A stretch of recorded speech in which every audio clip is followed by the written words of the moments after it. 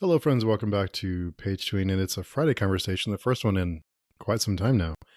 149, and I do have an idea for 150, but it's not that clever, and I shouldn't have even mentioned it because now the anticipation's... No, it wasn't expect something clever, so never mind. Anyway, Chris, do you want to start us off with an introduction? Yes, my name's Chris. I'm from the Chronicle of Chris YouTube channel and Speculative Speculations podcast and things like that. And generally from pagetune.com and conversations that happen around there. Indeed. Nice. Chris got to go first because I didn't host. Yes! Yes! I have to, I got to throw Chris a bone, poor guy. I'm so caught unawares. I was going to go to sleep for 5 minutes until it was my turn, but things have all changed. We sheriff in town. Varsha, now you have to follow that up. Okay. Hi, I'm Varsha, and thanks, Carl, so that Steve doesn't put me last just to give Chris additional bones. But yeah, I'm Varsha. I run the YouTube channel Reading by the Rainy Mountain, and I'm on several of the podcasts that Chris mentioned. We're also doing a Malazan read through at the moment. It's called Page Burners. Check out that podcast if you're a Malazan reader. That's it.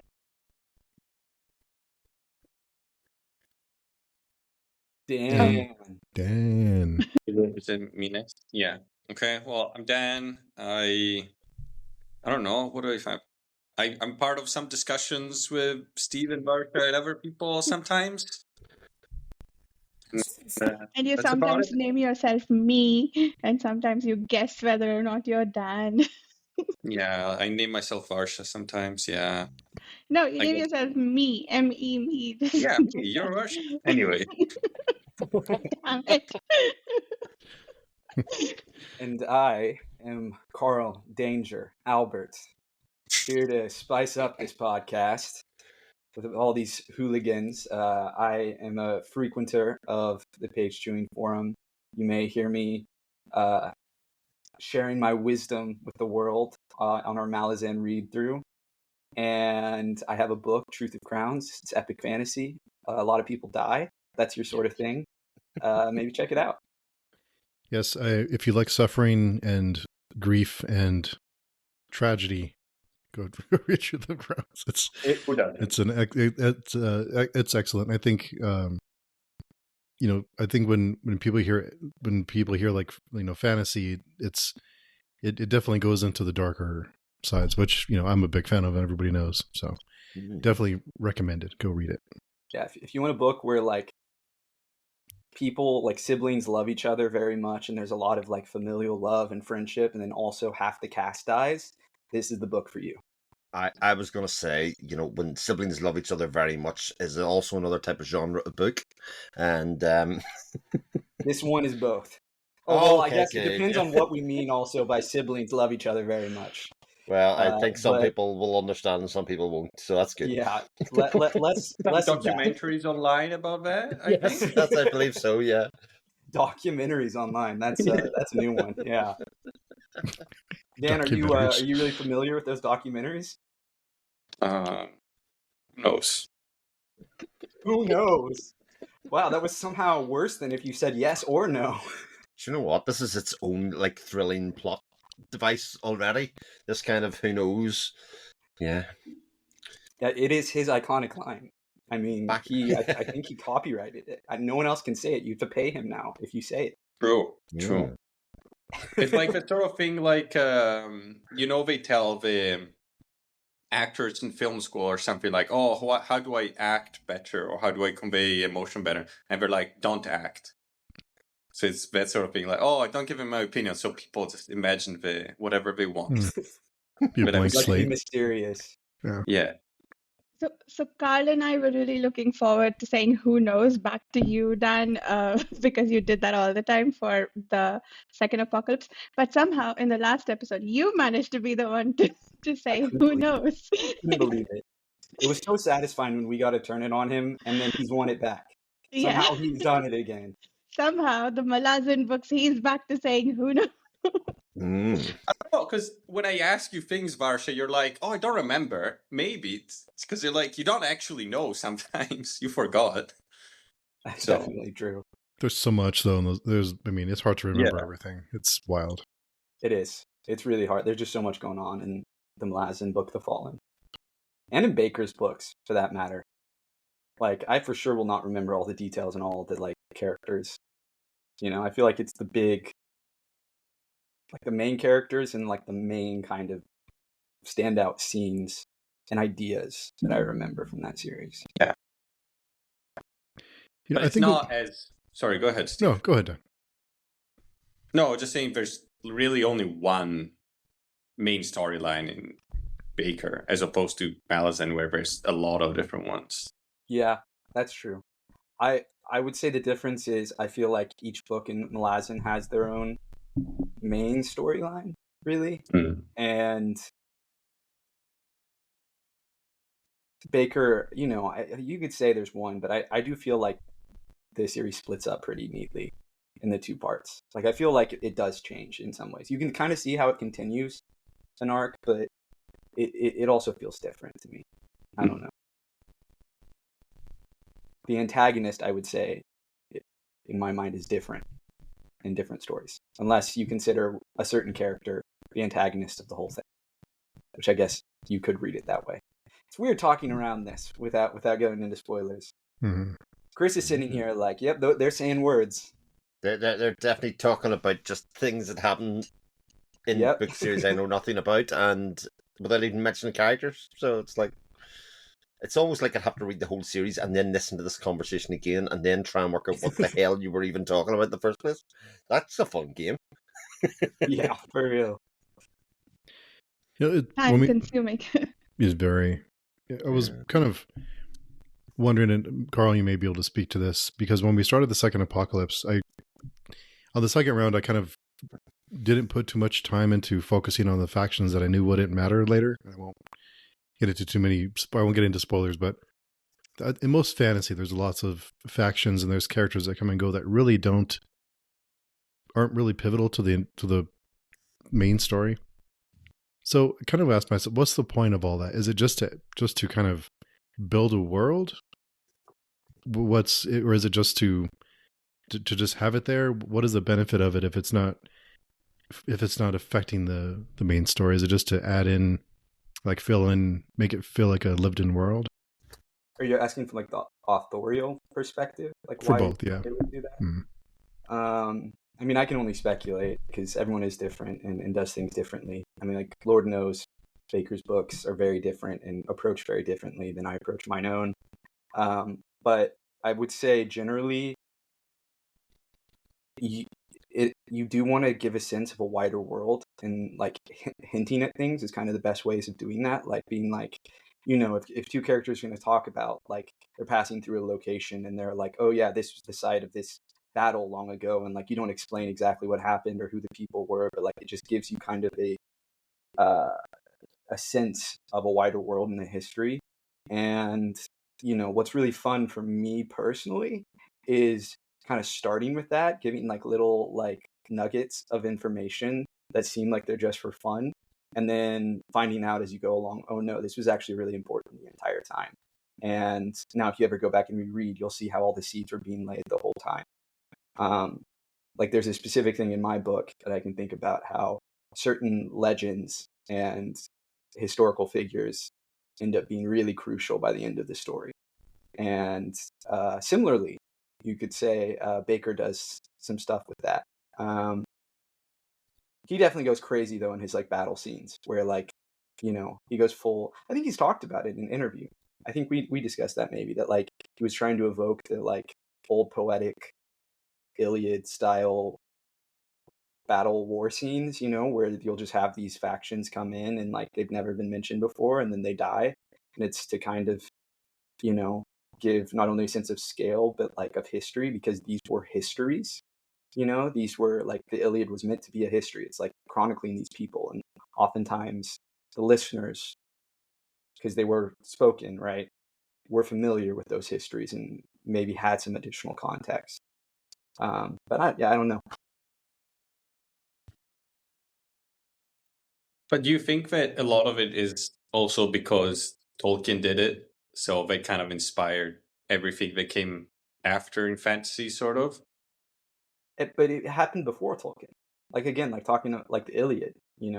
People have been doing these in these big epic stories for all the time. Like No, but I meant, Argonauts, yeah. like has all of these different people, all these heroes who come in who have their own stories separately, but like this is like the Avengers, and they all team up to do this one quest. And so I mean the specific way Tolkien does it, particularly around like how he uses ruins and like these symbols of like past civilizations, I do think that arises directly from him. Yes. Mm-hmm. I was thinking like, especially like, I don't know, like the songs or all those different snippets of, like Elven lore and other things that very typical how he does it, and how he suggests a larger world, I guess, because he did have all that other stuff. I really do. I feel like he is just writing, like he was trying to write something that was very different for the time it came out, but wasn't new. It was actually older than the stories that people were telling at the time, right?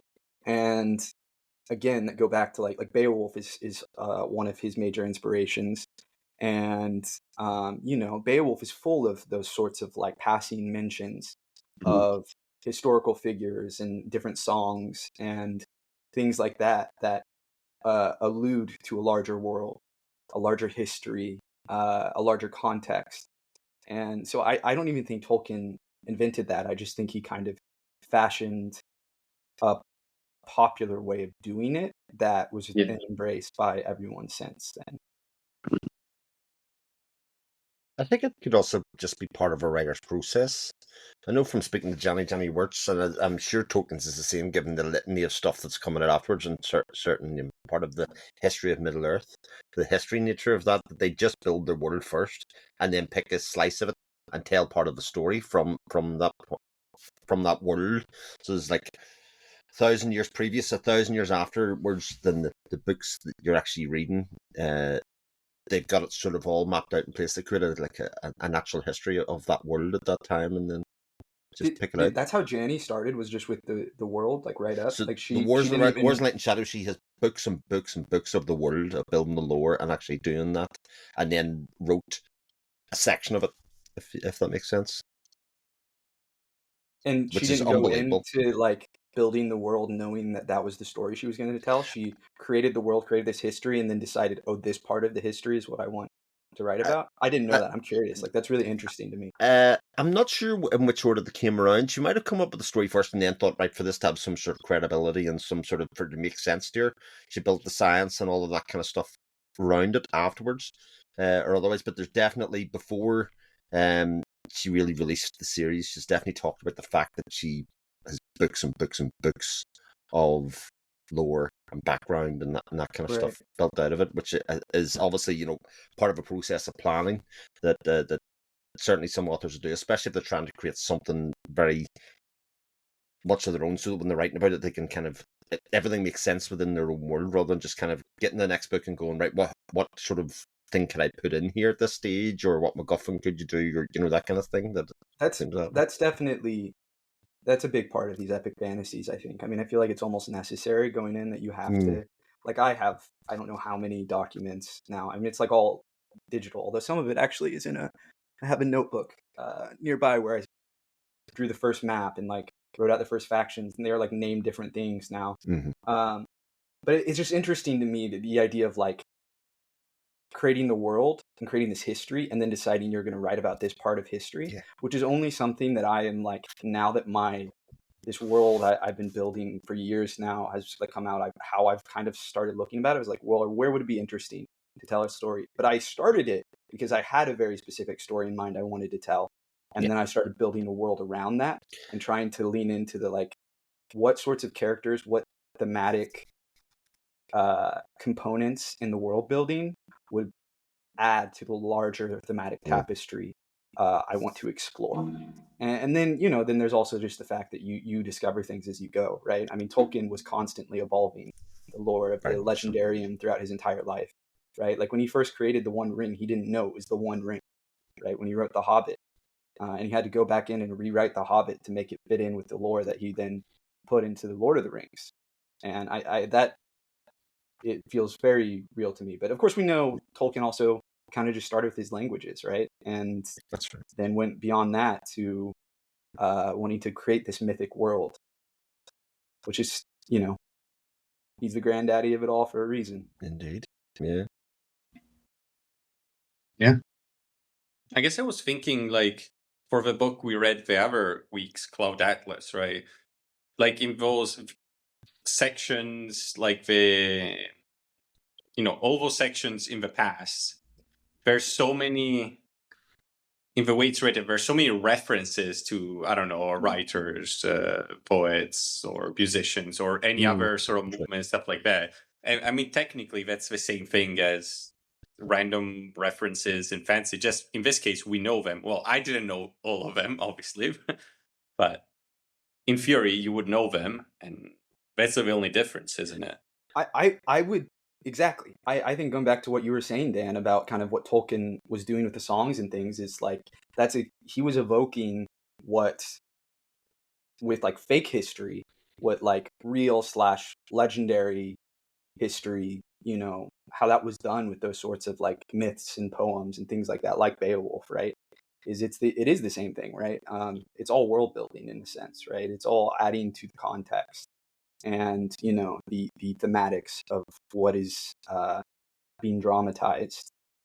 Yeah. And it just is slightly different in that some of it's real and some of it's fake, or some of it is debatably not real, but like it's the real world and it's what some people really believe, sort of thing, where it's like a metaphor that people grew up with that they understand. Cloud Atlas is really interesting too. I've been reading a lot of David Mitchell interviews, and I definitely want to read more of his books now. Interesting. He does world build everything out. He says he's someone who does have like piles upon piles of notes on how all the different worlds work and all the historical research he had to do for the past sections of Cloud Atlas. And he's like a giant genre nerd. So like he's right there with Tolkien and Jani, building out these like large worlds, even though he's only going to use the tip of the iceberg in the actual story. And although I guess, I don't know if you guys knew this, his books all take place in the same world. And there are like recurring characters and recurring like ideas, which I thought was really cool. He's kind of doing the Stephen King thing that way, except it's all the same. It's all literally one world, just across different stretches of time. Cool. I suppose it's not really dissimilar to, like, we've been reading a couple of classics, and like Family Lexicon does the same thing as well, which me and Varsha are reading at the moment, where you have your author notes in the back, or like the context notes, with your numbers that go along. And it's something that's only really referred to in, say, one word or line, but the notes provide so much more context in it. And even if without the notes, it would give you a point of reference to go and say, right, I'll go and look that event up, that opera house, whatever the name of it.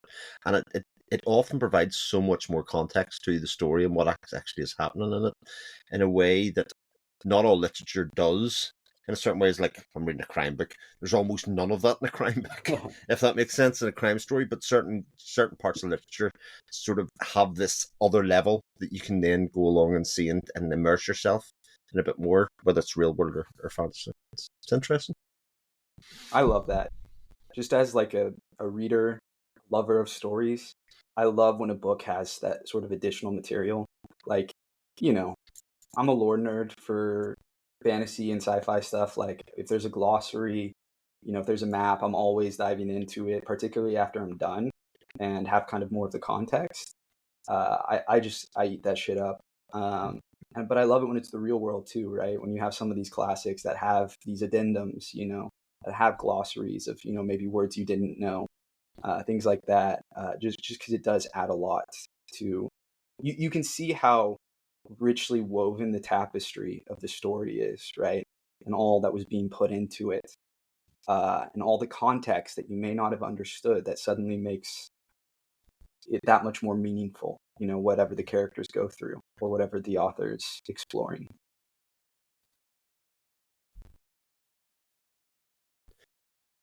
I think another thing that does that as well, that I've really sort of started to lean on, is the idea of a foreword or an afterword, especially by the author. Like again, they sort of provide this extra layer of context in terms of like why they were explored this theme or these ideas and what was going on in their life at the time, and in some cases it sort of transformed my appreciation for the work, because it kind of went, oh, we're actually okay with you experiencing that at the time of your life. What you were writing about here actually is very poignant, you know, in ways that aren't really there on face value, you know. So I think that's another kind of aspect of the literary kind of part that can really add an awful lot of meaning outside of the text in the book. Mm.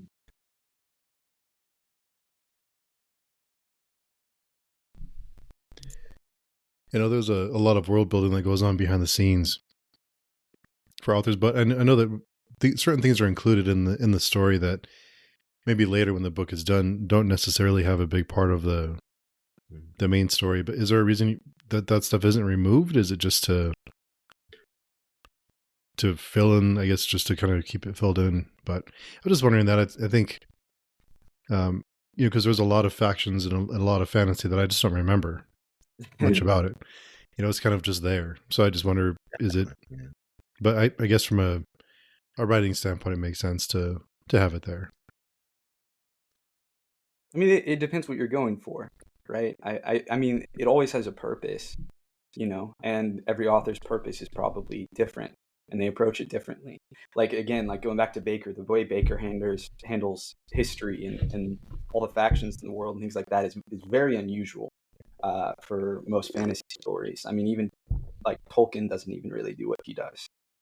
So I think, you know, I think some of it is just also like, I know for myself, some of it is just like, look, I'm a nerd. I've built out all this cool shit, and so I want to like share some of that with you, right? And the trick is you want to I mean, there has to be balance, right? Because you can never, like, that's where a good editor comes in, because there's always stuff you should cut, and there's always, you know, too much, and you need to be able to like find the balancing act where you can still give your little treats, you know, have your little treats, show more of this world you've created, and hopefully it means something more than just like, oh, look, here's this one faction that you know nothing about and have no context for, you know, like it has some thematic purpose or some emotional purpose. It's like there's a parallel with the story going on in the present or something like that. But you know, it's also, I think, just because people like that sort of stuff, you know, particularly in like epic fantasy. People are giant lore nerds, you know. This is a genre that attracts that, and so I do think that there is just that kind of fandom aspect of it too. It can get out of control, for sure. They're just fair. Like if you want to do a spin-off TV series or an RPG, then you can.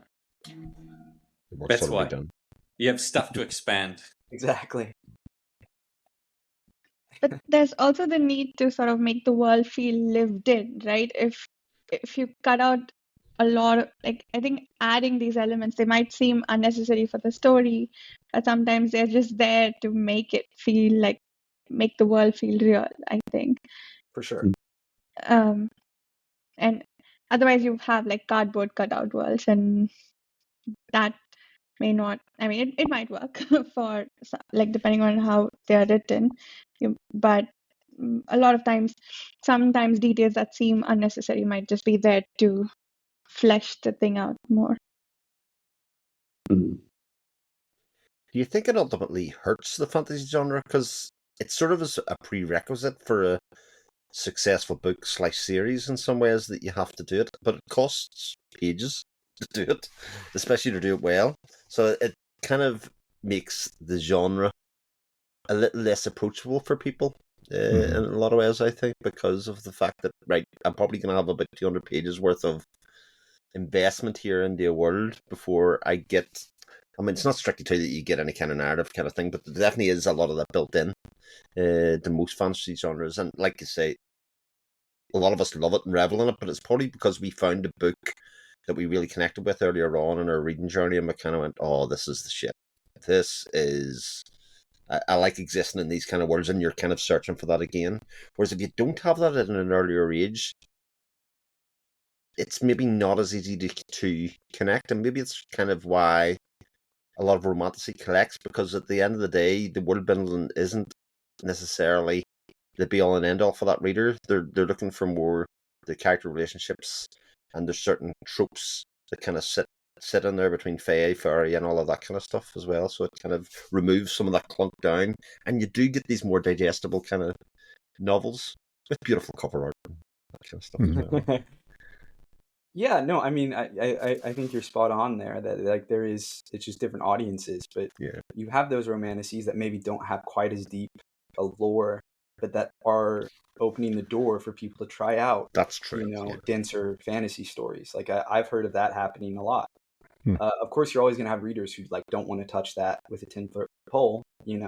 People who just want their whatever, their characters to bone, or they whatever they read a book for. That's what they're there for. Even and there's nothing wrong with siblings. it. Yeah. Yeah. Boy, have I the book series for you. You may have heard about it before.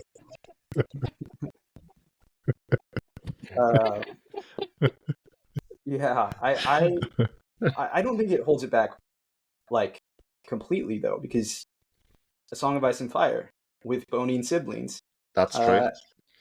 has so much lore, and it's #1 New York Times bestseller.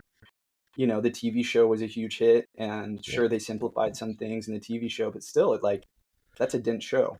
Even Lord of the Rings, I don't think it prevents it entirely. And I also think some of it is just a matter that some people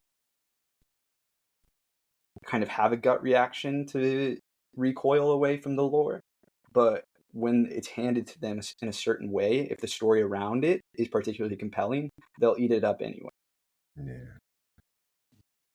I do think though that like stuff like this, when it becomes kind of entrenched in a genre, is not a good thing, because like kind of now like you sort of expect the world to be fully fleshed, you expect everything to be constructed, you expect to have all this vast backstory to things, and just adds to, I don't know, it's kind of like recently in the last 40 years or something, I feel there's been a lot more of genres being like, okay, I'm into this thing and I never go out of my thing, I stay in my thing. Yeah. And then authors or whatever artists catering more and more to specific niches even within a genre. So then like the genre becomes like, okay, this is how you do it. You change little things, you change within the genre, but you don't do anything really that crosses too many boundaries. And I think this sort of thing is not good in general, because it makes things less interesting. I don't know. I think it's limiting in some way, I think but it you have a shouldn't point. be. Like with I don't know, if you have an author that just thinks of like, oh, I want to write this story, and doesn't follow all these, there could be so much cross-pollination between the different genres, right? That we don't really see right now that much. That comes down to marketing though. Yeah. These genres come out of marketing. It's not like people kind of just intentionally delineated all of these spaces. It was like the bookstores were like, okay, I think these books fit together, and they just kind of gradually made it more and more segregated, like you said, Dan. And I mean, I'm with you. I do think that is a problem, and I think genres, they can be helpful, but they're helpful in terms of like selling something or knowing like, oh, this thing has more of what I kind of want. But artistically, they are not helpful. They are a hindrance.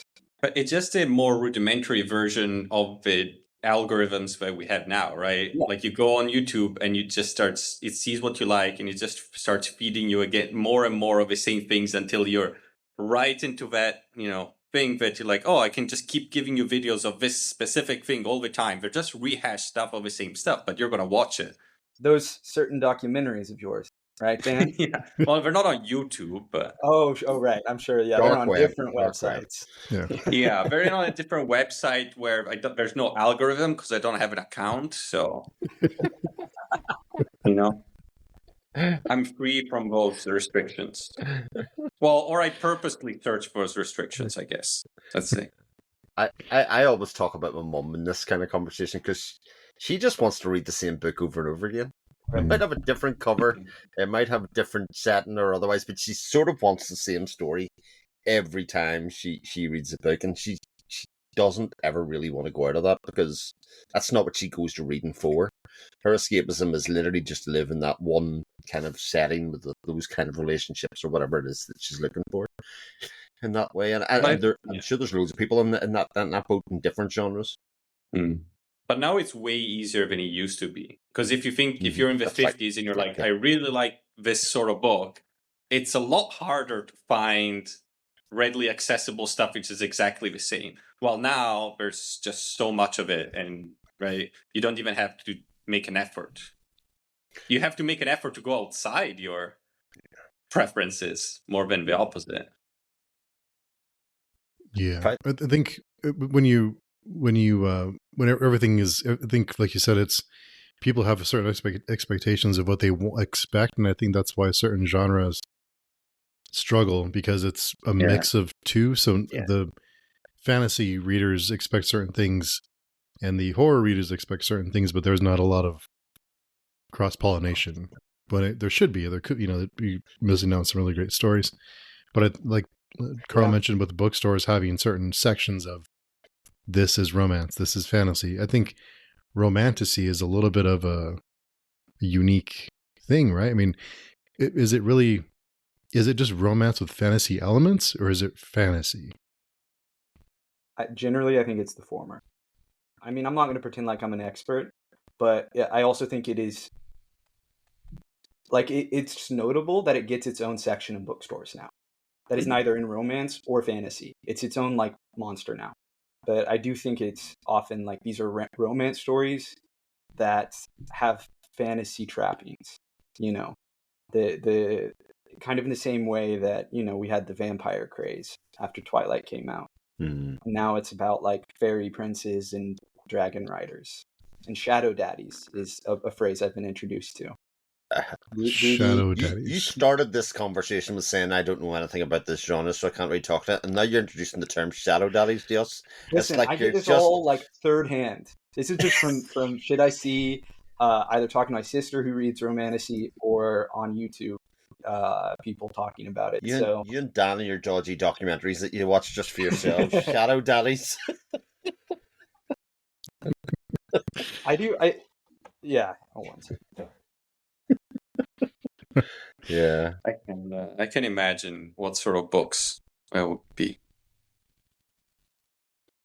Yeah. Maybe I should read some just to see what it is. What the hubbub is, I guess. Just for research, yeah. Yeah, just for research. But I do wonder whether romantasy is, and the reason that it's set in that kind of thing is so that it's more socially acceptable to read chase novels of that form because it's not real, if that makes sense. If that was literary fiction with the same content, it would have a different name. But I mean, people do look down on people that read that sort of thing, I think. Mm-hmm. So...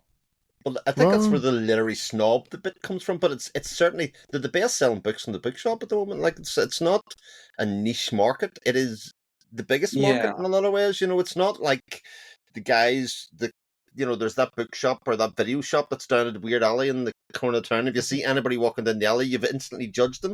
It's not quite like that. These people are. This is the biggest selling books in the entire industry now, which is I think is very interesting.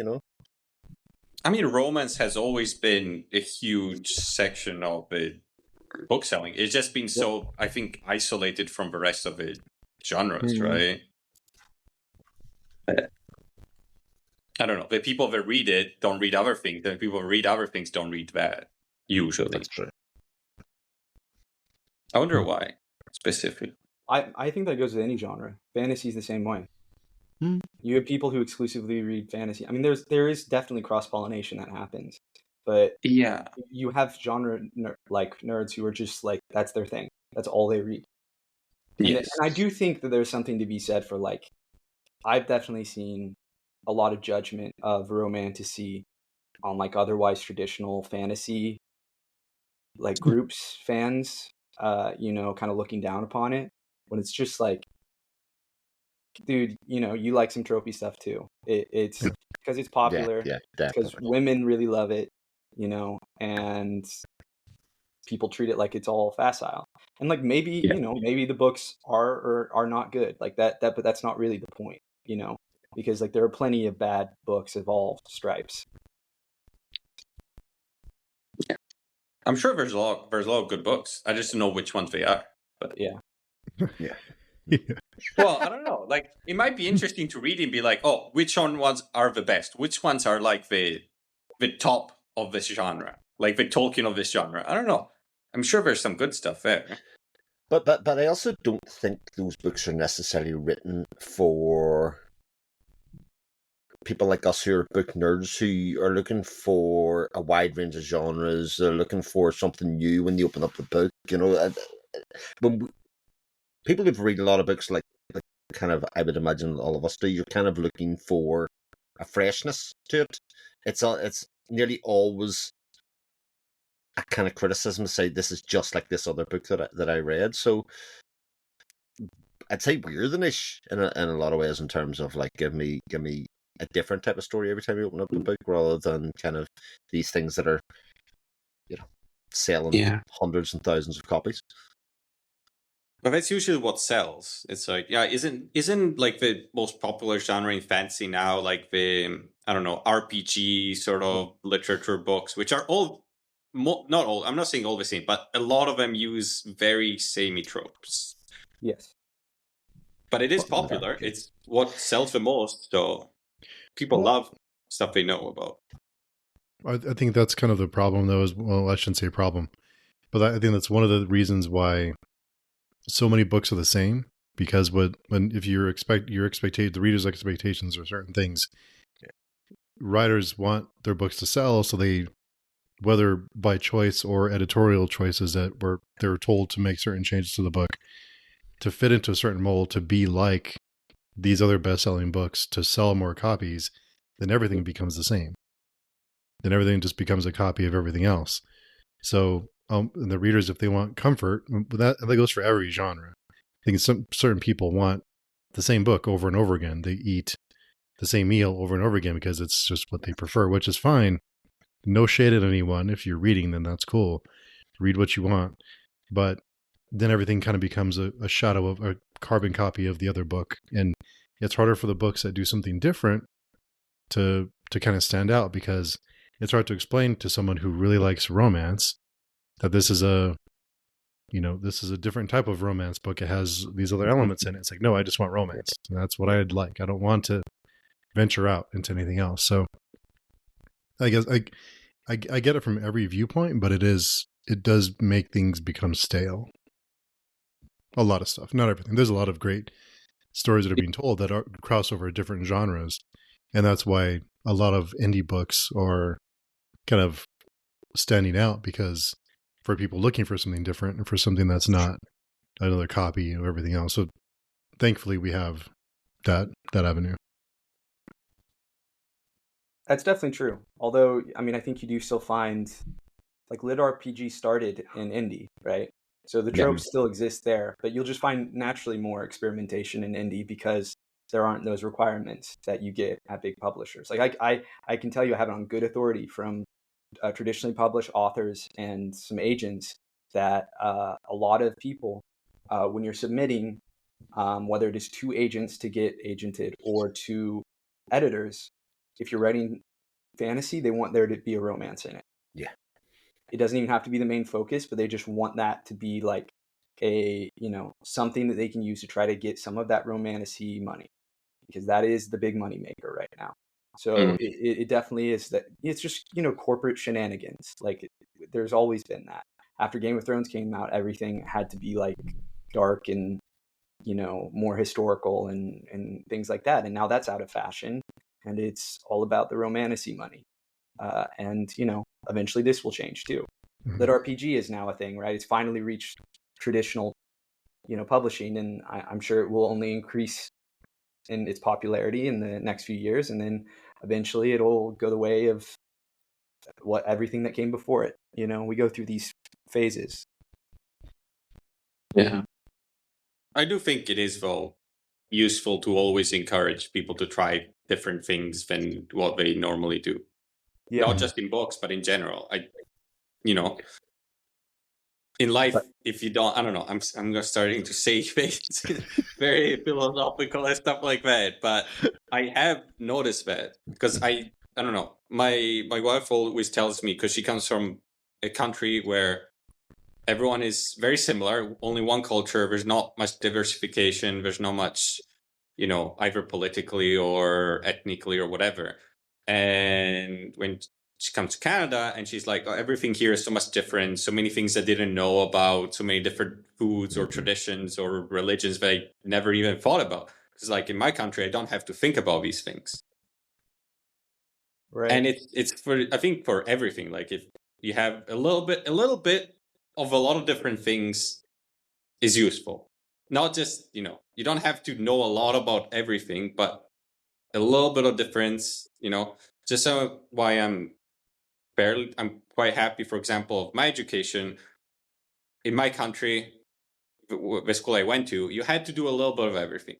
I did not like a lot of it. I hated Latin. I hated what did I hate? I hated biology. I hated other things. But in the end, I still think it's better because it gives you a vague breadth, like you know a little bit of a bunch of different things, which gives you different perspectives and different ways of thinking of people in different areas of expertise. So I don't know. I think it's something quite useful. Varsha, we haven't heard from you in a minute. What do you think about all this? Yeah, I think it's a lot of interesting conversation. I agree about the feedback cycles, and like I've been thinking about that a lot, not just the I guess I'll probably end up opening a completely new topic, but to quickly talk about what Dan said, that's pretty cool too. I agree about that.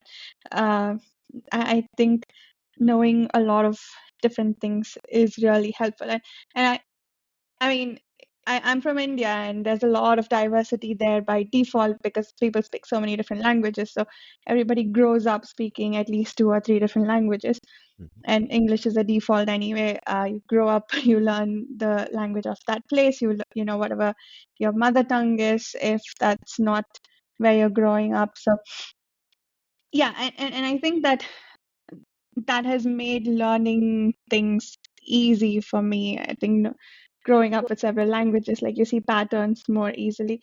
So yeah, I agree. There's a lot of benefit to diversification and not putting yourself in echo chambers, which I think, yeah, the media as it is designed today, but maybe always it's just more high volume now with the technology we have. It's easy to put ourselves in boxes and not try to get out of them. And I'm sure I'm guilty of it too. I just don't know specifically what boxes I've firmly planted myself in. I'll help you out with that. Let's be fine. Thanks, Chris.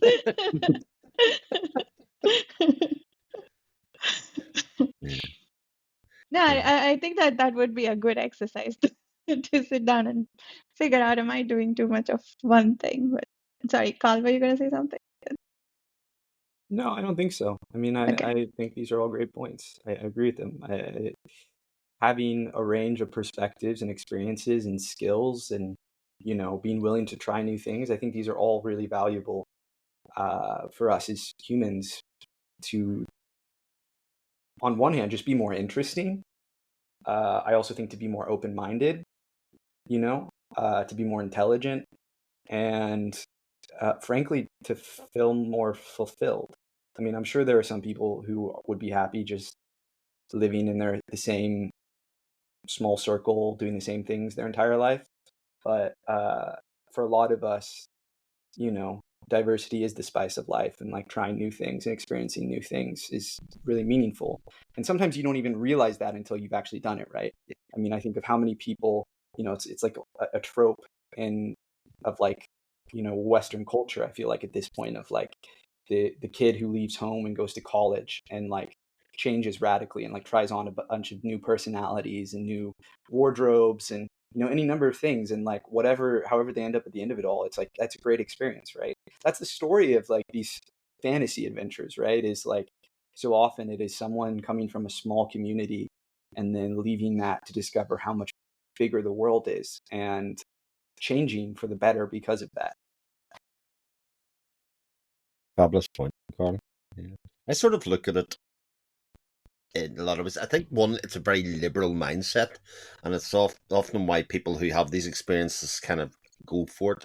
And certainly, I think modern generations definitely see personal growth as a goal, like a lifetime goal, right the way through it. Like, there's an awful lot of drive in modern societies about personal growth, and stepping outside of that and putting yourself in positions and in conversations and frames and literature and all the things that you want to experience that are outside your comfort zone is definitely a core part of that kind of personal growth. And I think part of that does come back to schooling a bit, like Dan said, because we have a very broad curriculum where you don't like everything, but also having awareness and experience of the skills that are involved or the knowledge that's involved there is actually really important in terms of future growth, because you mightn't use it for 20 years, but then something comes up a bit later down the line, you go, I actually have some knowledge about that. I have at least a very broad understanding of actually where that comes from, and then you can build off that at a later point, which is why an awful lot of people come to different either careers or different subjects later in life when they kind of circle back around and go, God, I hated that in school, but actually this is really interesting. Maybe history would be a very popular one, I think, in culture, that you kind of did history in school. It was okay, but as you get older, it becomes way more interesting as you get into the storytelling aspect of that. The one thing I would push back against is I think it's in particular a kind of secular mindset, in that, like, I think there are people whose goal is to grow as a person, but it's to grow like spiritually, internally, and so whether that's with a god or, if they're like Buddhist, meditating and finding that kind of enlightenment, I mean, that's the whole idea of monks, right, who go off and like live on their own in a monastery and have the same lives over and over again. It's not that like they don't want to grow, it's just their idea of growth is very different than, I think, this more secular adventurous mindset, right? Well, that's kind of about, learning and embracing learning and embracing adventure and embracing going out and trying new things, novelty, and experiencing the diversity of the world in all its good and bad, and allowing that to kind of mold you. I mean, there are, though, many different religions, orders of literally itinerant monks, which their calling is to go to different places and talk to a lot of different people and, grow that way. No, you're absolutely right. Yeah. Although I think oftentimes when they're itinerant, it's as much to convert people. I mean, at least I'm thinking of like Christianity, it's evangelizing. And it comes with that added mission. Like, I feel like the directive of the traveling monk is different than the directive of like just a wanderer who's just doing it because that's part of who they are, or because they're traveling somewhere to go to school or something like that. But I'm sure there must be a component of like, I'm traveling to see how God acts through different people and different cultures and how he manifests itself. I'm pretty sure, I've read enough theology that I'm sure they fit it in. No, for sure. I mean, there are as many different experiences as there are human beings, right? We all bring our own experiences and perspectives in that way. Yeah. Yeah, I think to kind of gain that perspective, I think that takes effort. And not everyone's interested in giving the effort to that. I think a fair amount of people are, but I think a lot of people just aren't interested, and they're happy getting the same thing over and over again and just living with their mindset. And I think that's where algorithms and other things like that kind of herd people into certain groups, and they get placed in an echo chamber, and they hear the same thing, and they're never challenged. And when they are challenged, they get upset, or they feel like they're being attacked. Instead of just hearing other ideas and being open to other viewpoints and ideas, I think that's where algorithms, I think, are really harming people just a lot, because then they want people to come back to these platforms and engage with it, and people are more likely to engage with something when they agree with everything that's being said than they are being challenged. Not everyone, I mean, but I think that's a fair amount of people. It is kind of sad to think that, you know, the worst thing is just like, everything being available to us, everything agreeing with us, and it's actually negative, you know. We're all plenty guilty of it. I mean, I caught myself earlier on. I was on YouTube and the TV earlier on. My son came in and says, "Oh, I want to show you something," and he started to look it up on my profile. And I went, "Don't you dare search for that on my profile. Log in your own account, search it in yours. My algorithm is not to be messed with here. I do not want to be served in a whole lot of crap." And so while I might pertain to want to express myself, and otherwise there are certain parts of my life that I just want to have exactly curated for me in a lot of ways. I think that's an issue with the algorithm, though. It's not like, if the algorithm could serve you high quality content from different spheres, that might, you know, that would probably still be interesting, as compared to seeing one video from, I don't know, a random cat video, and then it's all just same cat video, exactly the same thing, ever not. You know what I mean?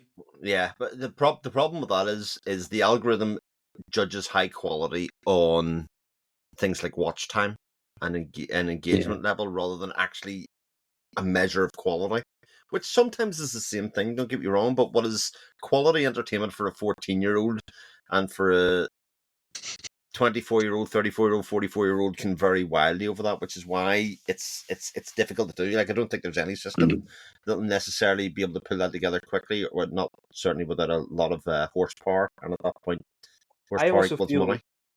that very simply, an algorithm that spits out a wider range of content is less likely to keep your attention, because it is going to be more hit or miss with you. And so that's why the algorithms focus on the same types of things. Once they figure out what you like or what you react to, maybe like isn't the right word. So often it's, you know, angry or fearful, you know, something evoking strong emotions in you, right? And so that is a safe bet to get you coming back for more, right? Definitely, is if they know what you react to, as opposed to if they're experimenting with you. And, you know, while those experiments, I do think, lead to a more well-rounded person and a more well-rounded experience, it's not, if your number one motive is, we need their attention because we need them to see these ads, you know. They need you coming back consistently, and that means clicking the same buttons over and over again. Yeah, because it's easy. It's the easy way, I guess. Absolutely. I mean, yeah, like, modern culture is all about making everything easier. Yes. Right. Which is good. Don't misunderstand me. I'd rather do this than toil in a field for 50 years. But I do think that humans do get better with some sort of struggle or effort put into things. 100%. I definitely have found, you know, speaking for myself, that I miss doing more tactile things with my hands. And so, like, in hobbies now, I've been like seeking out more of that, because I do feel like there's just a part of me that like doesn't get that, just sitting or standing at a desk and like typing away and doing whatever bullshit I'm doing online. It's just not, you know, there's just some part of my humanity that I'm not tapping into, that I need something more physical, tactile, you know?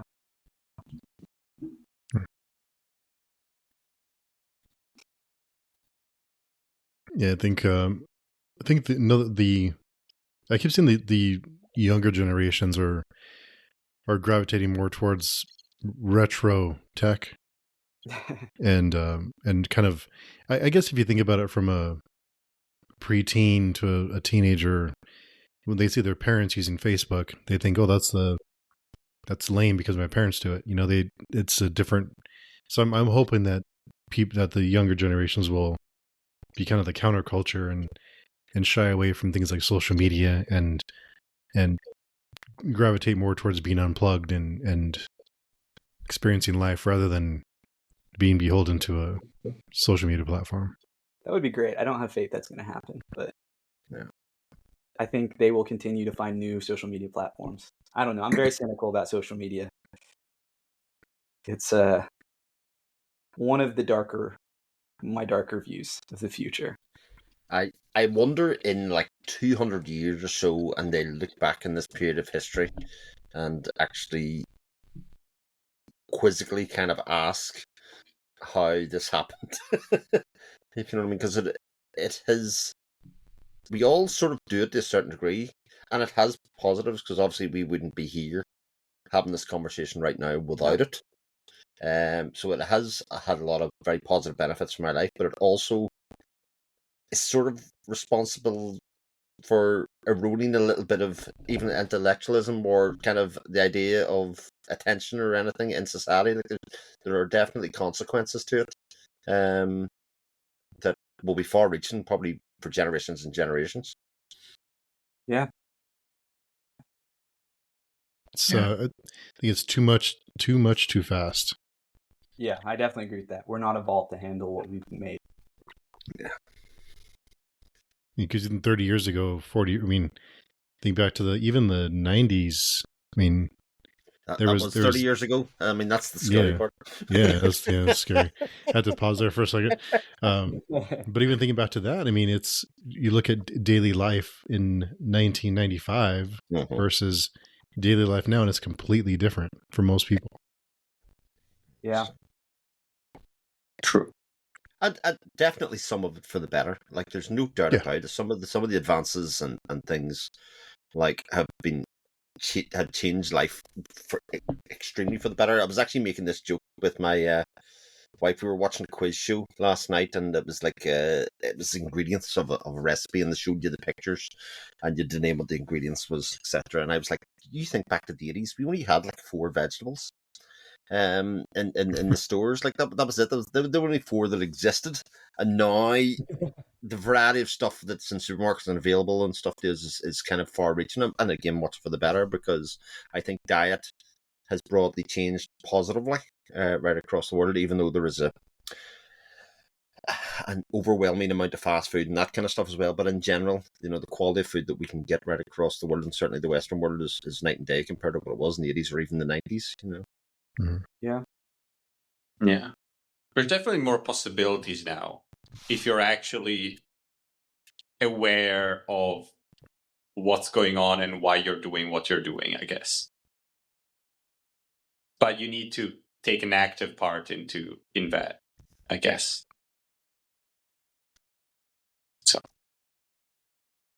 I guess in the past, it was just like you had someone who curated the content you were going to see, which could be like maybe he curates it for a specific reason, and then there's nothing you can do, or it's really hard to, find other information. But it was curated by someone, right? Someone chose what to put on TV, someone chose what to put on the newspapers, someone chose what to write and all those things, right? Now, everyone can put anything online. You have access to any opinion from anyone. So I'm sure if I had a specific opinion, I can find someone with my opinion, right? But I can find what I want, but it doesn't mean it's good, I guess. Probably in the chat rooms of those documentaries that you're watching, Dan. That's where you'll find those people. Yeah. That's where all the philosophers these days write their... yeah. The free platform, everyone can upload. It's it encourages amateur content, not professional. Oh, very democratic. Yeah. Death of the meritocracy. Yeah. But is it a meritocracy? I don't know.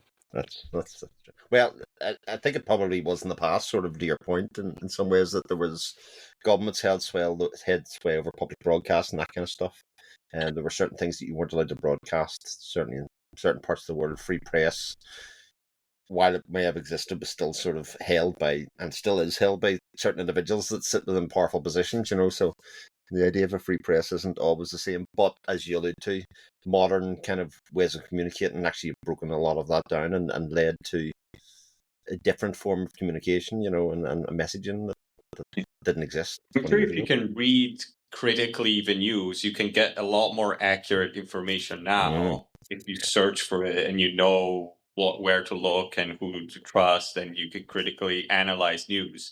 But just as easily, you'd be way easier to get misinformed and just get fed a lot of the same stuff and then get some sort of weird opinion, I guess. Well, especially because the algorithm will definitely feed you more of what you search for and look for in the first place, so it can seem like you only see one opinion all the time, which I think is interesting.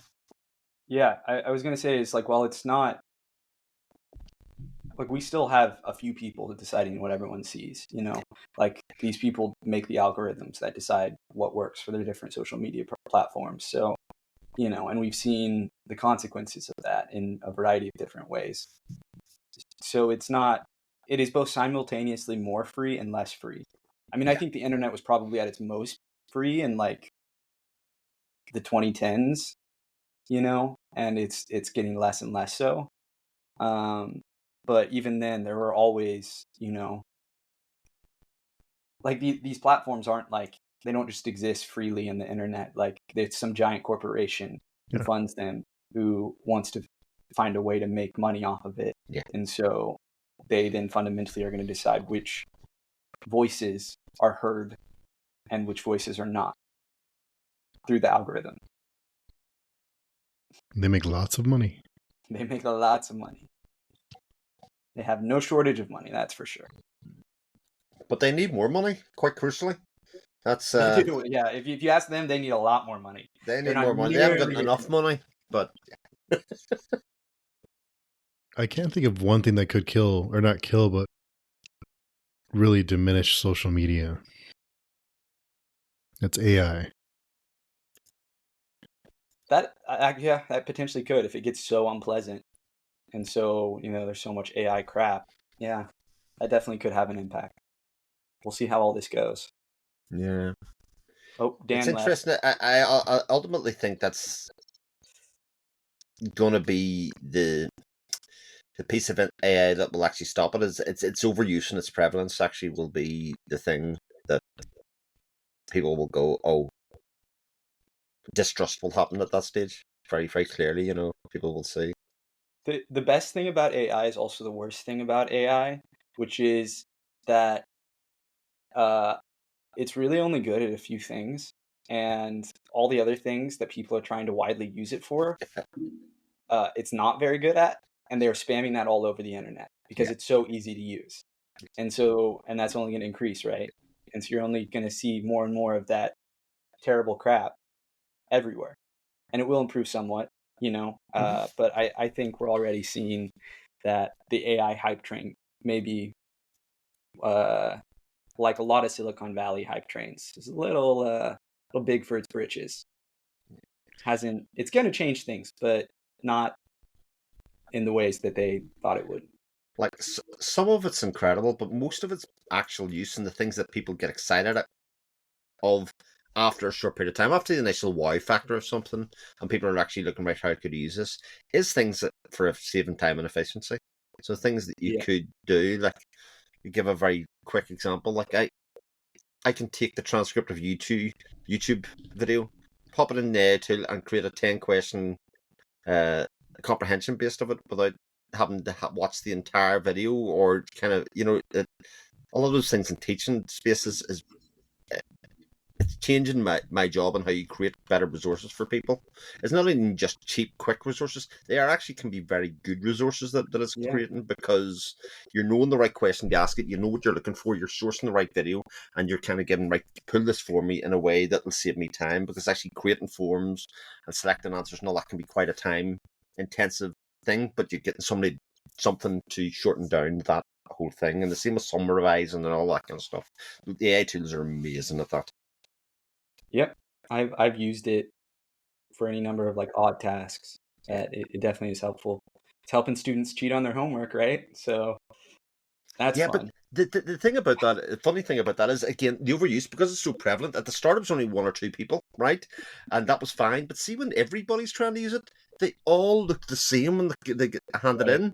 in, and so it's really, really easy to spot at that point. Not only is it not written in natural voice, but it's like all these identical kind of submissions come in, because they're all using the same tools.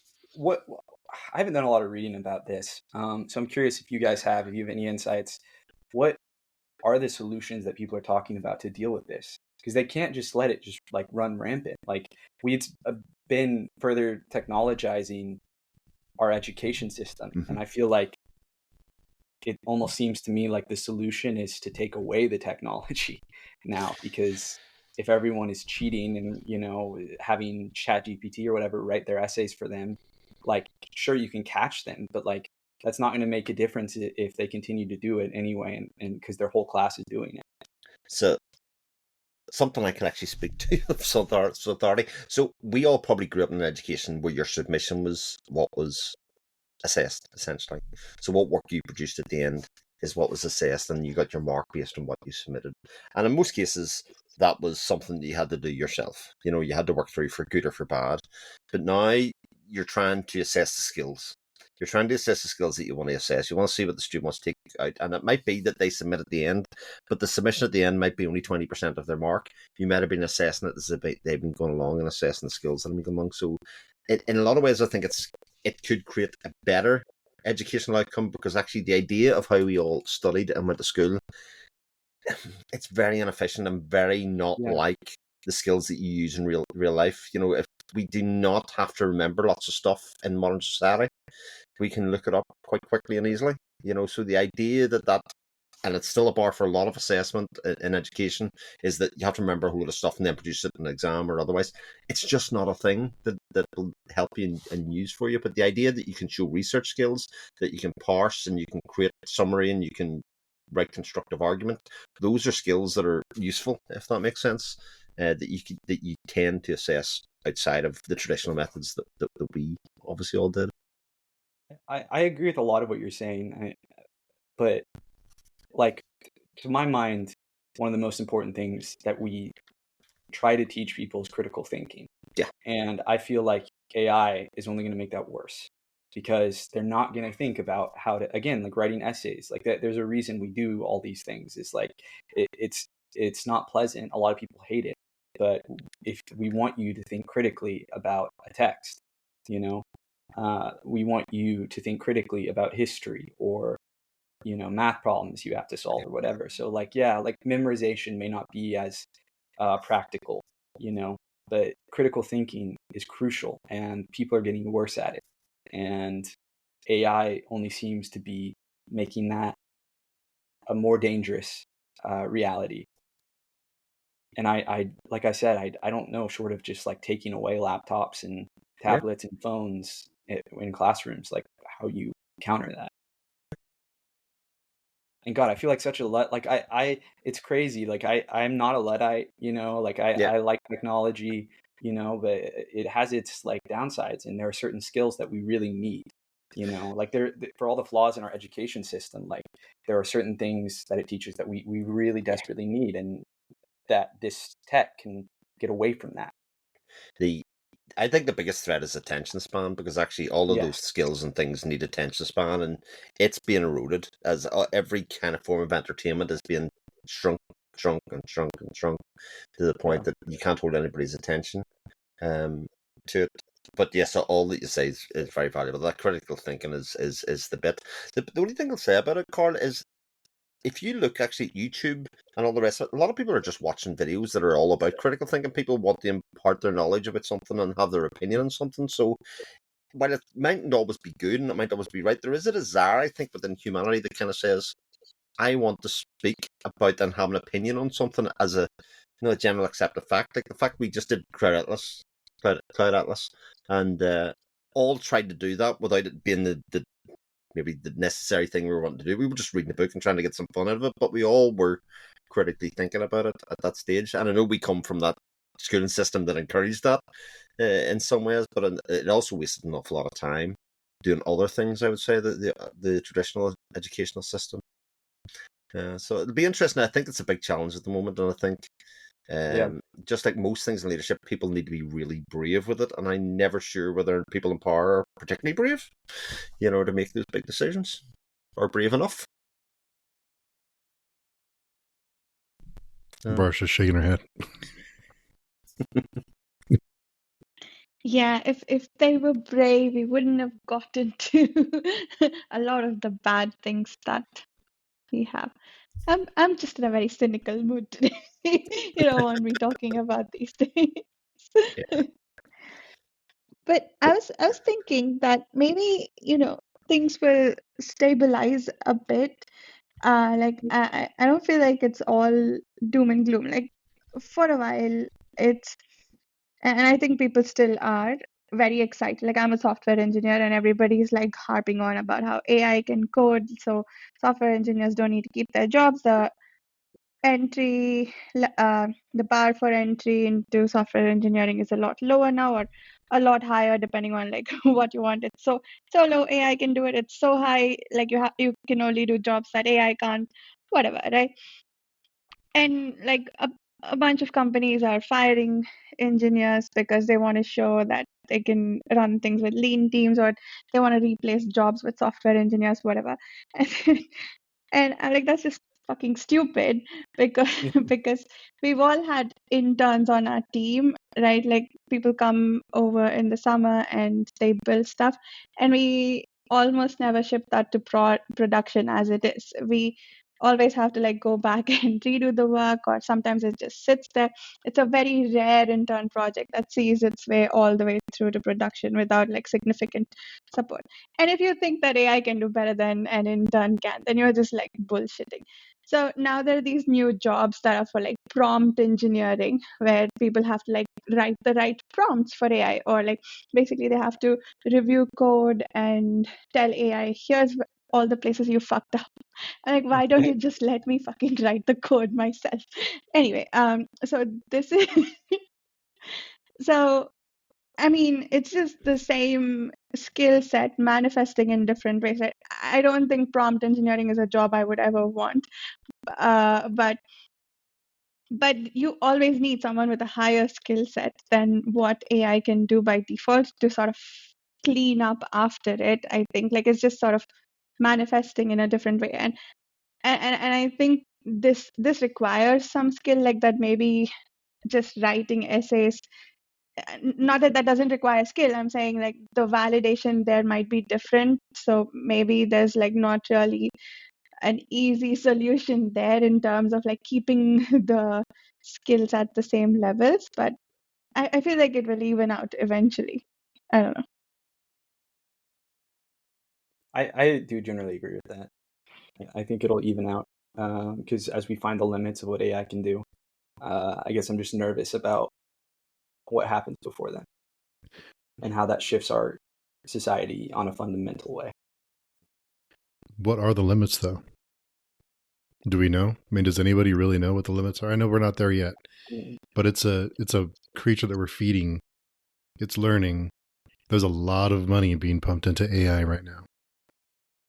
And it has to eventually return a profit. Yeah, I mean, it has to. If it fails, then that's one thing. But if it doesn't fail, then that means that it's going to get, like you say, worse or better. But eventually, it's going to evolve. It's something that's going to keep growing, and I don't know. But it'll only ever be successful if there's a proper use for it. I mean, that's it's the truth for it, and it has to be a long-term use of it. It's not something that's going to fill a hole a bit, like Varsha said about kind of it'll write the code for us. It would have to be long-term, very sustainable for that to be worth the investment that's going to be in before somebody pulls the plug. And again, the limits of it are going to be where it's going to be pressed and looked at, because the amount of power that it takes to run properly human brains is extraordinary, or anything approximate, and that it's unlikely to see a return on investment in the same way that people think it is, right? Certainly in the next 10, 15 years. And I think if it doesn't do it in the next 10, 15 years, are people going to still put money into it? That's going to be the big question.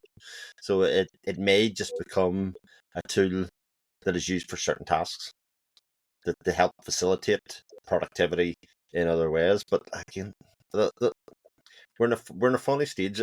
I keep coming back to the suggestion that if I think of like the benefit system in the UK, there is always the question that it probably costs more money to administer and test and have people employed and who is suitable for that benefits than actually just giving people the money without any kind of system.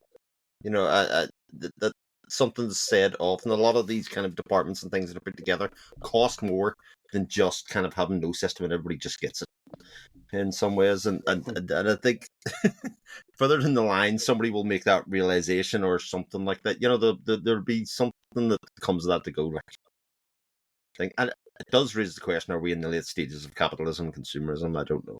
Because it does seem like a system that's sort of eating itself at the moment in some ways, not in certain in wealth distribution, but how people are going about trying to make more money for themselves and kind of cutting people out of jobs, putting people into poverty to the point that they can't support the system to buy the stuff that would keep the thing going round, because it is essentially that kind of economy that you need people in employment with good enough wages to be able to buy stuff to keep the circle going round.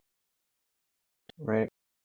I mean, we'll see how things progress. Here it goes. I'm just thinking of Lord of Light and all those kind of books. This is why reading speculative fiction is so interesting, because they take these kind of premises and kind of go, well, what would happen if, in these kind of cases? And that's why things like 1984 is fascinating to read. Brave New World is actually really fascinating to read, because they sort of postulate on these 70, 80 years ago, Oh, Thomas is here. Welcome, Thomas. Yay. How's it going? I am very much later than I expected to be, but very welcome, Thomas. Welcome to the party. how's everyone But doing? you made it. Fashionably late. Yeah. Good. We were just talking about AI and whether or not we're all doomed or if things will be okay. Yeah. I think little column A, column B. Yeah. I think you're a wise That's man, how I Thomas. feel. Yeah. Little column A, little column B. Yeah. I'll be dead long before probably we'll find out anything. I don't think so. It's moving pretty quick. What I think is really scary on a more not as far reaching maybe, but the people who are now have AI partners. That's a big business now, and that's scary. It's sad and it's scary. Yeah, the movie Her was Her's something else. Spot Even on. Blade Runner 2049 does some of that as well. Yeah. It is crazy. That still- just is a continuation of how we are all kind of getting sucked in more online and socializing less in person. Yeah. And like our communities are increasingly divided and stratified and smaller. It's great. Like, I'm so glad I get to know you people and like we get to communicate all over the world. But it's a problem when like if that takes you away entirely from what happens, physically day to day outside. Mm-hmm.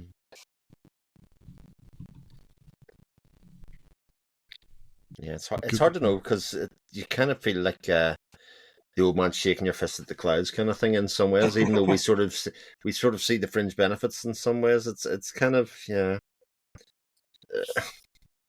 We also have a society that doesn't increasingly more and more has sensory issues, has anxiety issues, and all of that kind of stuff. So it's not just a technological problem; it's a kind of societal, degradation in some ways. So it is interesting to see where that will go.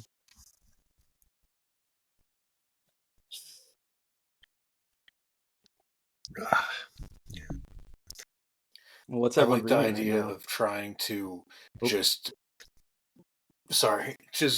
try to like make a bunch of stuff that will start training the AI and just like feed it with gibberish and just completely sabotage it. Just give it the worst crap. Yeah. Let's just start publishing a bunch of books that are just like if the cat walked on the keyboard for like 300 pages. It really fuck with it. Yeah, I like that idea. Yeah, This is how we Invents a new language. They discover, like, the aliens, millions of years from now discover the remains of our civilizations, and they think this is like our primary language, and it's just like gibberish. They're like, ah, yes, the keyboard language of humanity, spoken by their robot overlords.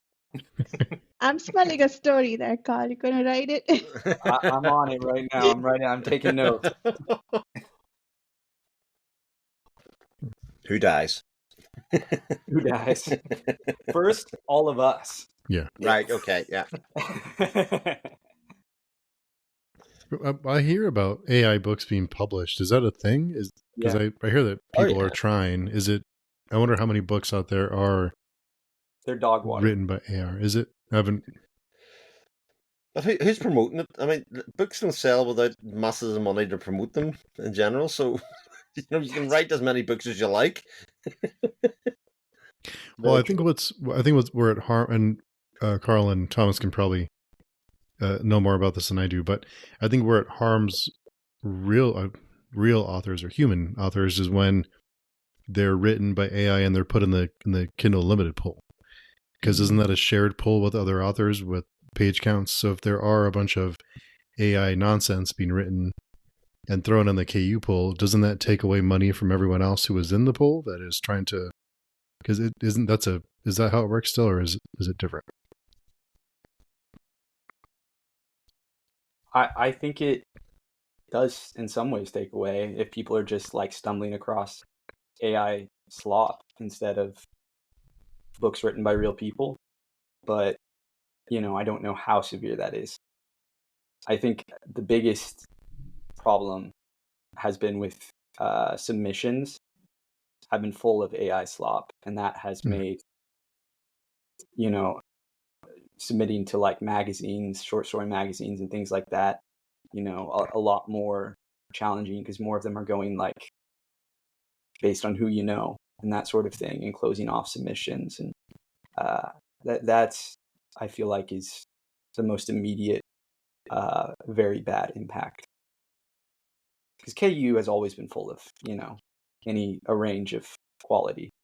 Oh yeah. Well, when there's 8 million books published a year, there's going to be a lot of crap. Yeah. But I do think like somebody like Amazon, if that became £24 million books a year because of AI, and KU was no longer a viable product, it would be on them to sort that out. If you know what I mean, because that's their problem, not necessarily the reader's problem. Yeah. No, you're absolutely right about that. I mean, it would suck for the writers too, but yes, that is on the corporate overlords to figure out how to, wean through the slop. Yeah. As long as they're making money, they're not going to care. I mean, that's definitely true. Yeah. If it doesn't affect their bottom line, they won't care. Yeah. Problem though is right if it does impact it, right? If there's so much bad out there that people stop signing up. Stop signing up, using it. exactly right. Yeah. You're not getting value for money. Yeah. And ironically, AI might be the bit that spots AI, and that again it eats itself. Then AI that spots it. That's hysterical. The Ouroboros. I'm actually obsessed with that. That's a great idea. That also sounds like an idea for a story. Yeah. The AI that has to track down the AI. I mean, isn't that kind of what Blade Runner is? Yeah, well, that's pretty much it. And at that point, what's the real AI and what's the imposter AI and Yeah. what's the test? That's so good. Yeah, this is why I love sci-fi. Yes. Another book. Crazy stuff like that. What's Thomas? What are you reading right now?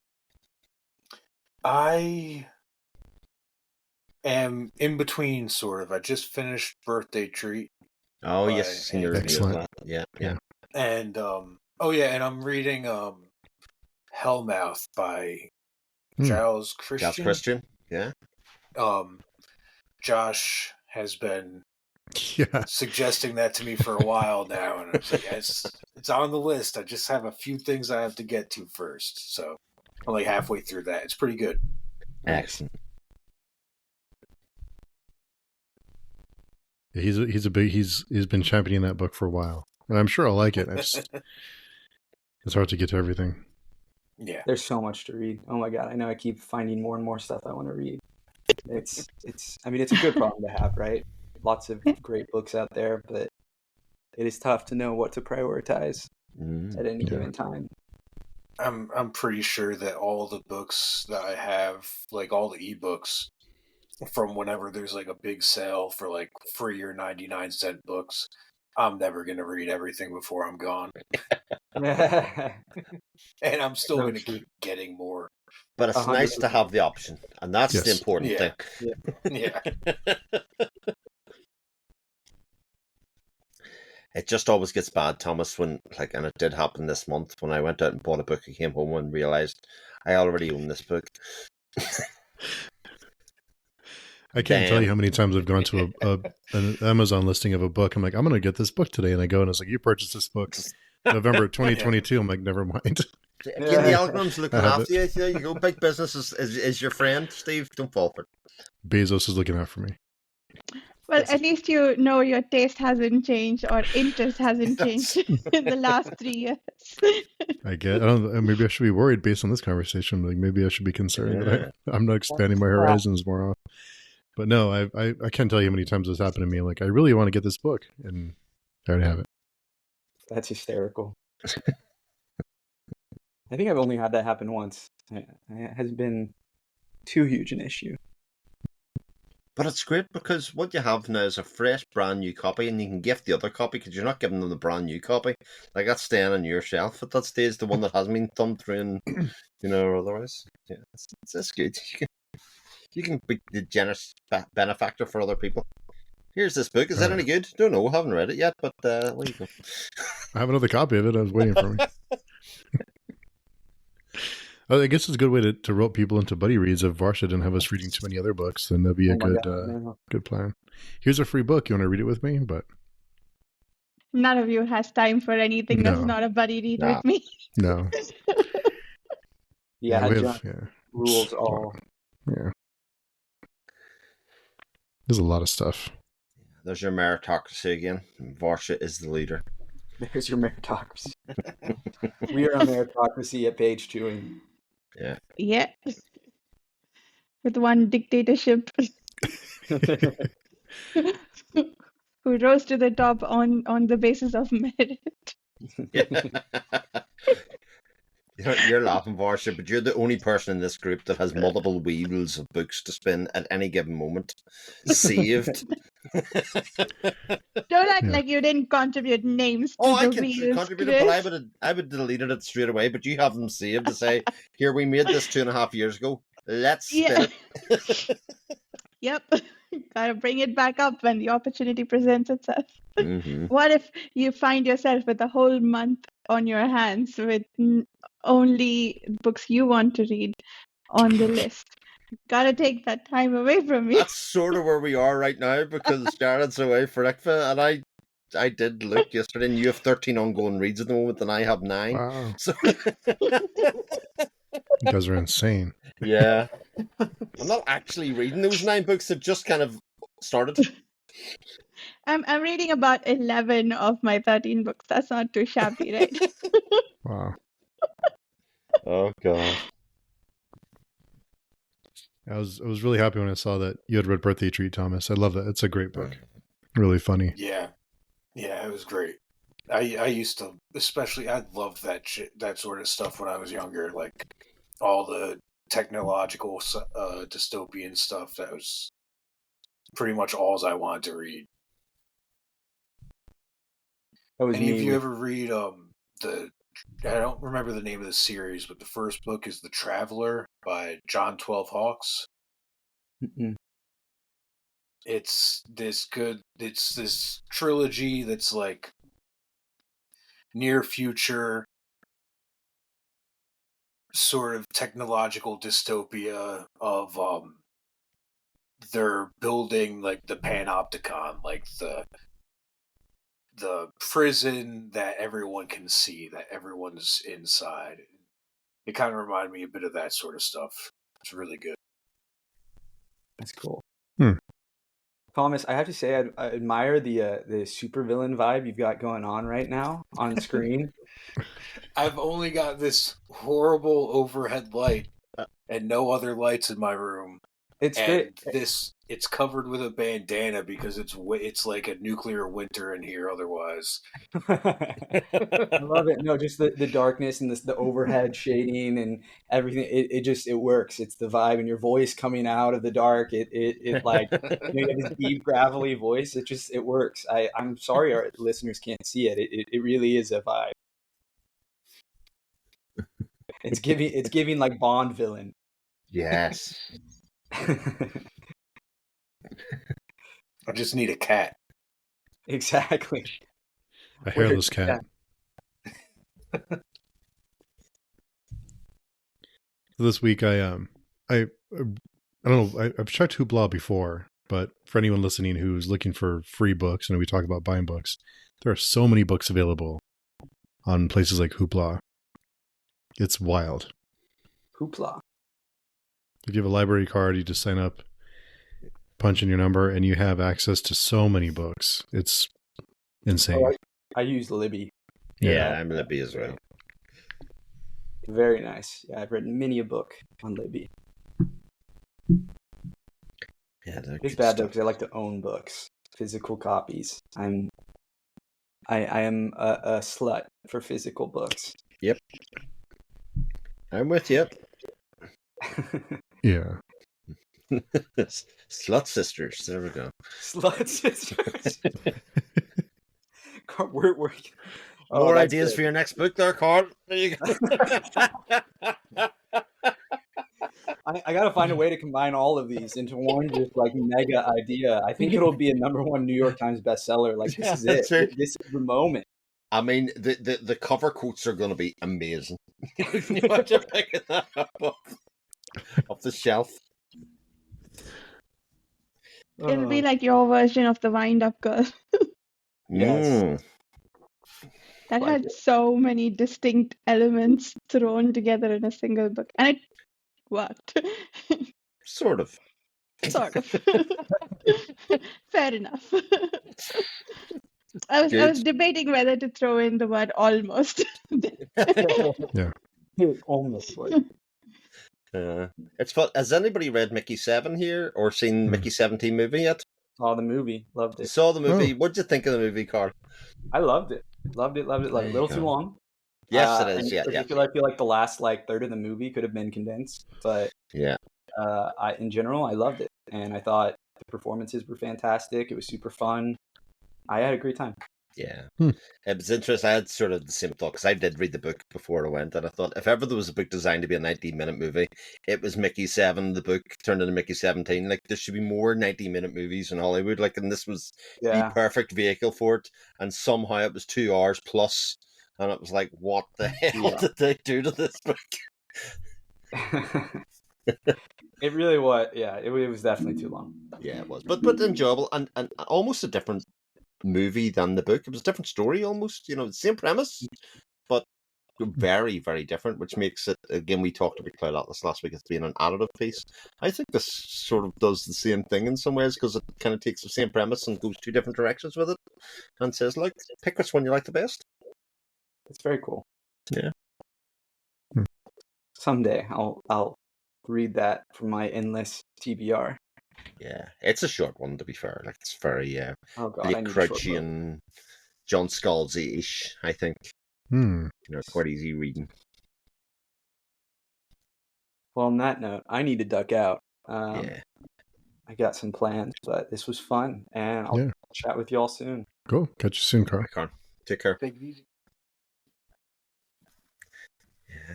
Yeah. Good stuff. Yeah, I've been trying to cut down on the amount of physical books I have, just things that I've bought and that I've picked up that I'm never going to read, that I've just accepted I'm never going to get to this. I've been trying to trade it into the local used bookstore and get stuff that I'm going to read. Yeah. It's so hard, though, because I really like having lots of physical books. I've nowhere to put them. That's the problem. I mean, if I kicked one of the kids out, I could get a bedroom back, and then we're in business again. But that's not exactly a really, really healthy thought. Family life, books over kids. Let's start a club. No, yeah. The amount of space they take up is, when I start piling books on the floor, it's like, okay, there's time. Something has to change. A little too much. Although I think I've said this before, a lot of book buying for me has become taking my son to the bookshop and just browsing the bookshop together for an hour and a half, 2 hours, and it's become a communal thing. And you buy something at the end of it, but it's more about the experience of being in the bookshop with him every week. And it's, I think about, like, it's just about a 2-hour trip to do.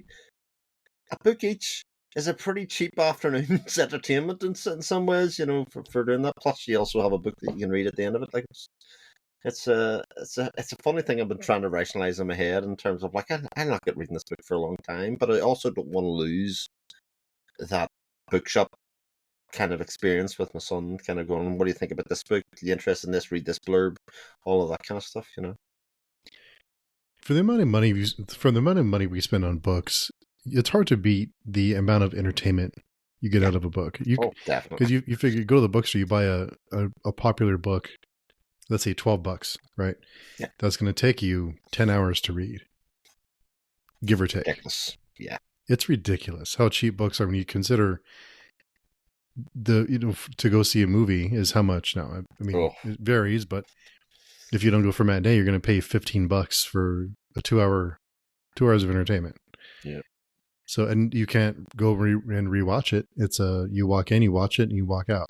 Yeah. So to own a book that someone spent years of their life to write, and you're buying it for 99 cents for an ebook or $2 to $3 for an ebook, that's fucking wild if you think about it. I mean, the amount of the time, it's crazy. And I wonder if that's a good thing or a bad thing. Because then do we start to see, almost like the music industry, because you start to see music as free. It's disposable in that way. Disposable, right? So is that necessarily a good thing, or because it's more accessible for people because the cost of entry is lower? But is that that's very cheap? I mean, Thomas will be able to talk about this better than I can, but obviously, in both cases, it's a case of who the hell's making any money out of that endeavor, in some ways, while people are putting an awful lot of time and effort into doing those kind of things because there's so much content, because it's so easily accessible, or otherwise, like, is it sort of devaluing the whole conscious choice and then consuming it in the way that you would have, X amount of years ago?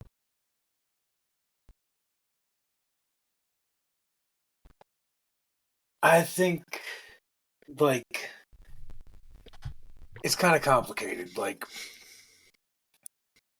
as long as the artist is still making something off of it, like, having the option there of spending a little bit more on the paperback or getting the ebook for less, I think that's better. And it's good as long as the creator is still getting something for the hard work that they put in.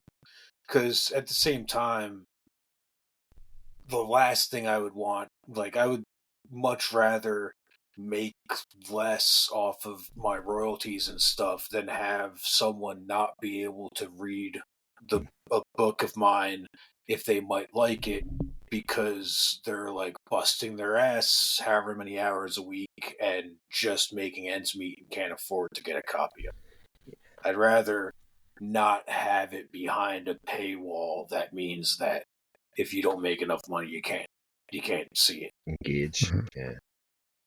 And then at the same time, if you're selling through Amazon, like they're taking their cut of it. So you're making less than you would. So you may as well. The place that can afford it is nickel and diming you. May as well have it available for people that can't. I like that answer, Tom. Yeah. So people are taking the biggest portion of it, the people that need it less. Yeah. So if you publish a book with KDP, which is, what is it, Kindle Direct Publishing? Is that right? Yeah. So basically, for anyone who's not familiar, from what I understand, and Thomas, of course, you know this a lot better than I do, it's basically you write your manuscript. When it's ready, you copy it over to KDP. It fills out the rest for you, and you do the cover and edit formatting and all that stuff. Then you publish with KDP. If you publish with KDP, which is Amazon, can you sell digital copies like on your own website? Or do they prevent you from using different avenues to sell your book, and you have to use KDP? It depends. They have two options. Like and I can't always remember exactly what the different names are. I think KDP is just what you use to publish through Amazon. And then you have with that an option for their program, which I think is like KDP Select or something like that. And that's what allows you to have your books on Kindle Unlimited. And that requires exclusivity. So if you don't do that, you could put them up wherever you want. But if you check that box, it's for 90 days at a time. You can't have your ebook available anywhere else. Doesn't affect paperbacks. Interesting. That's actually what I'm doing with. I've been slowly taking my books off of that. So 2 of them are up, no longer just on Amazon. And the other 2, I'm just waiting. I think the Scroungers is up towards the end of April, and Split Paths in May at some point. And then all of my books are going to be no longer KDP exclusive.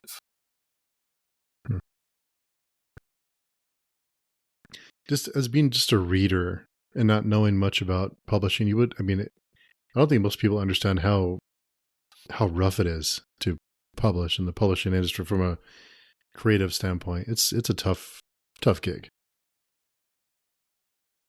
It's really just a labor of love most of the time. And I always laugh when I see these movies when there's like a famous rich author who's like, oh yeah, I have a best-selling book, and he's, it's like, okay, all right, buddy.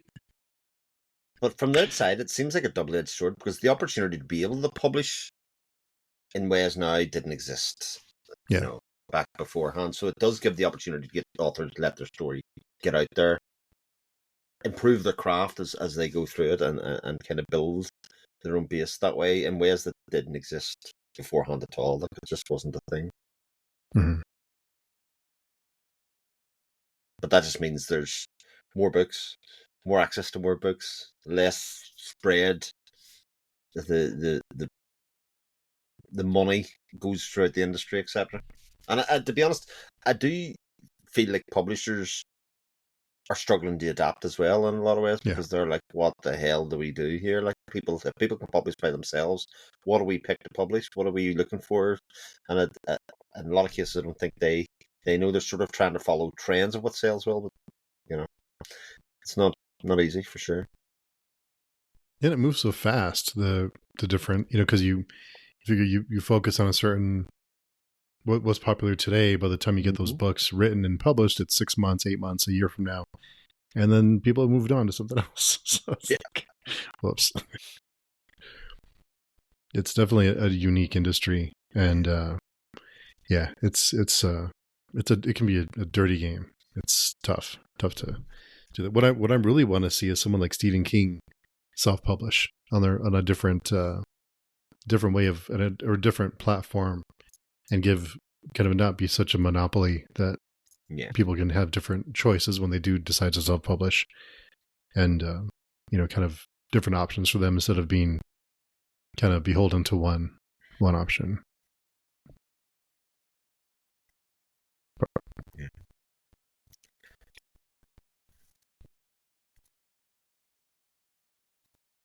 One of these days. Maybe indeed. I recently started using this site, Draft to Digital.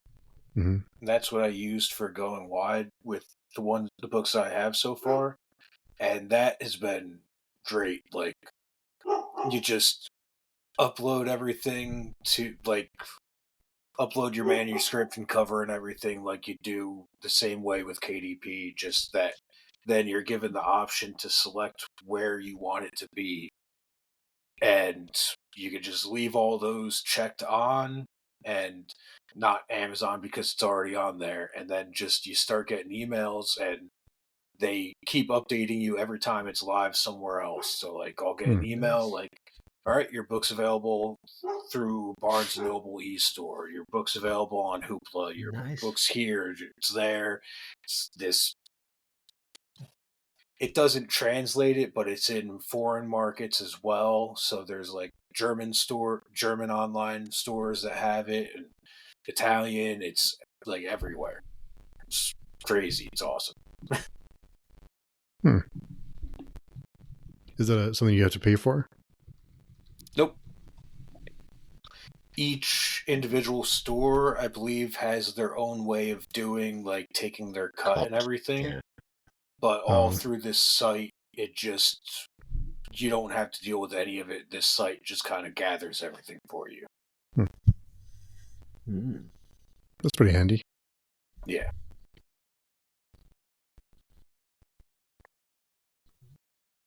Cool. I know it's getting late for you, Chris. Yeah. Nothing new there, as you know. Oh yeah, I know. Yeah, but we're coming up on 2 hours. Well, you couldn't join us sooner, Thomas, but I know you're busy. I was not expecting to make it for a minute, but I figure I'd pop on at least see if you were still out. Yeah, you missed Varsha cursing. It's like whenever we hear Varsha curse, we'll always giggle like schoolgirls. She usually only does that when we don't do what we say, what she tells us to do, but that's fine. Oh, you should hear behind the scenes. I mean, it's bad. Oh, wow. But well, cool. Yeah, it's been a while, so it's been fun just to kind of hang out and shoot the breeze. So thanks everyone for coming by. Chris, where can people find you? They can find me on patreon.com on Speculative Speculations Podcast, or on my channel at Chronicle Chris. And I can't tell you how excited I am to hear about your incredible plans for episode 150. Oh, I know. I saw the expectations way too high.